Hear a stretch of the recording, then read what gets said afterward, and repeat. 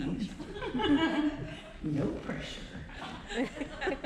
Hey, so I didn't raise my hand when you said, did anybody have a good day? Because let me tell you, I was sharing this with the prayer team earlier, with people in prayer.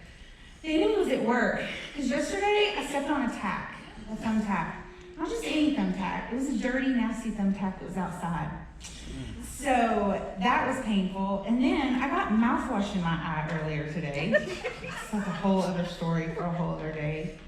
And then I was putting my bracelets on because he doesn't want 1,000 bracelets on when you're up here to sparkle. And one of them just busted all over the floor in the house. And so it's still there. And yeah, anyway. So I'm super honored to be able to do this. I absolutely love doing this. I get super nervous when I do this. And so I'm just going to jump right in. If you want to turn to Luke 15, that's where I'm going to be this evening. Go, girl. Go, girl. I'm going, girl. So for Christmas last year, my brother and sister-in-law, they gave each one of my 3 littles gift cards. And after about a week of hearing, can we go shopping today? I finally caved to those non-stop requests. And my girls and I, we jumped in the car and we went to one of the most dangerous places on $24.99. Target. Now, normally a trip inside this Spender's Paradise, I can be in and out like a stealth ninja. It's like they don't even know that I'm there. But since I knew that I would not be spending any of my own money, I agreed to let my girls shop around.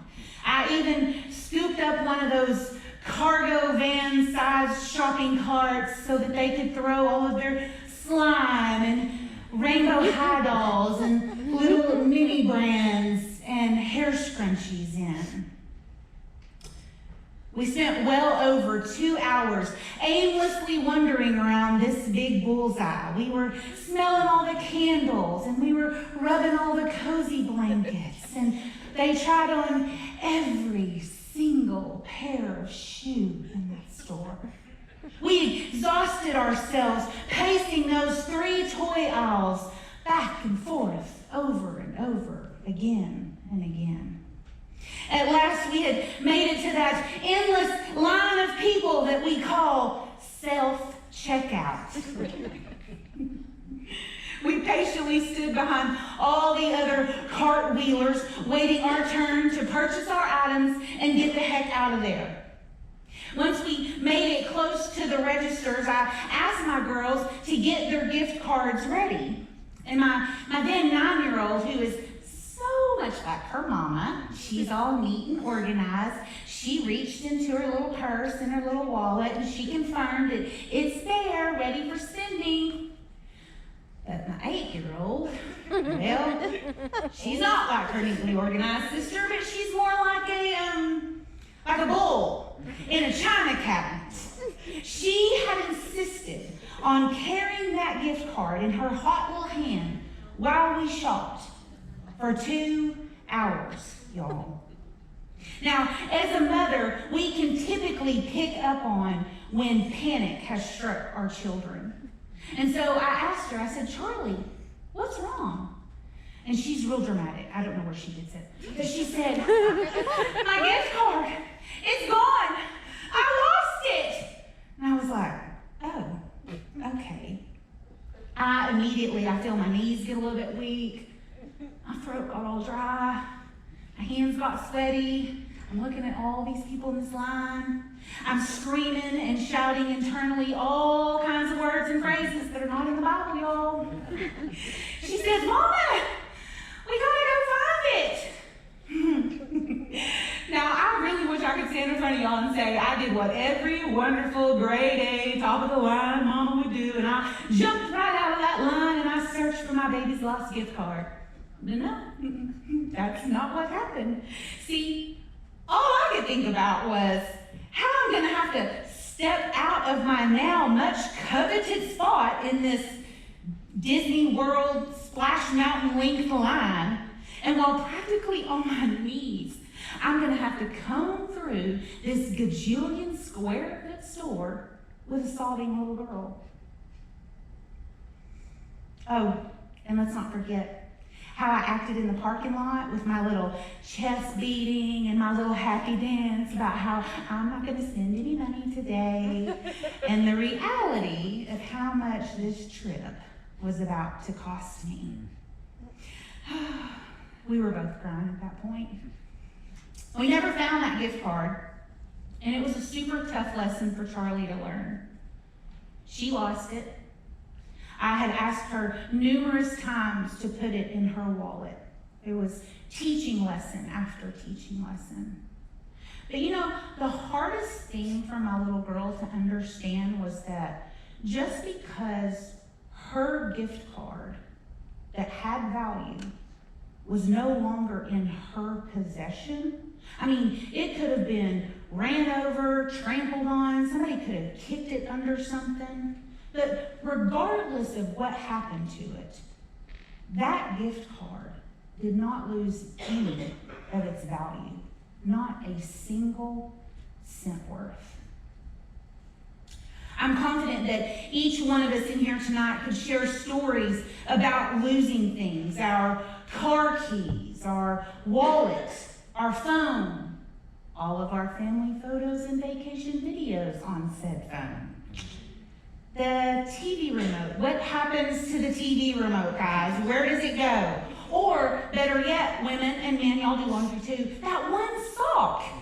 You swore you saw it in the washer with its other half, and now it's completely gone. Anybody remember how it felt when you gave up that V8 two-door single and ready to mingle whip for your minivan? Everything that was ever cool about you was lost in that very moment. Hip-hop artist Earl Simmons, better known as the 90s chart-topping rapper DMX, he wrote a song that I'm positive had to be about parenting teenagers and what is lost during those precious years. He famously cried out, "Y'all gonna make me lose my mind up in here, up in here." I have an amazing group of women that God has so faithfully and graciously gifted me with. And like always, I reached out to several of them and just asked them to kind of chime in on this topic regarding things lost. Their responses, as always, were genuine, they were tender, and I'm sure there's many of us in here tonight that can relate to some of the things that they said. They said things like lost marriages and spouses and the plans that we had of growing old together. Lost friendship because of a deep betrayal. Confidence in myself to do the right thing. The ability to stay committed to my goals. Comfort in the current season that I find myself in. My innocence and my childhood stolen at the hands of broken and sick adults. My hopes and dreams for my daughter. My belief.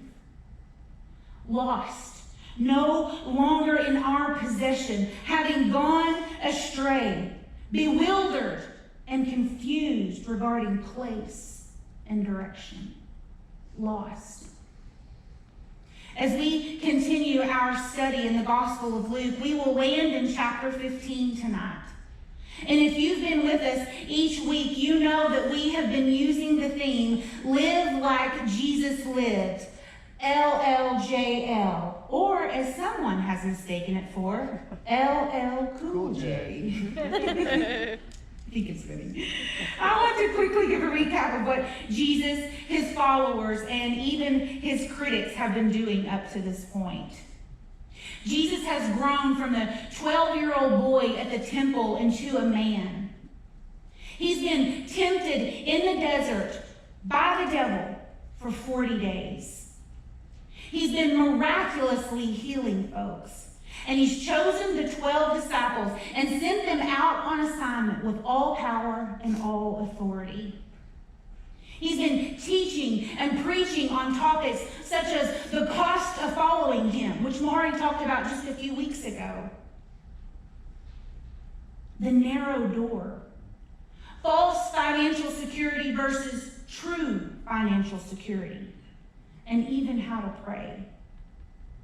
He's caught the attention of Herod, who the Bible says is perplexed by who Jesus really is. He predicts his own death, and he throws out them, "Woe to you like shade from an oak tree." He makes the claim that he is here on earth not to provide peace, but rather division. This is one of only many of the examples of this upside-down kingdom that Jesus keeps pushing. And at the end of chapter 14, he makes the significance of the parable he is telling crystal clear. Either follow him fully, or you are equal to tasteless salt, not useful for anything. You got ears, he says? Then listen up. Okay, Jesus. Beginning in chapter 15, we read that Jesus is being followed by great crowds of people. And the Pharisees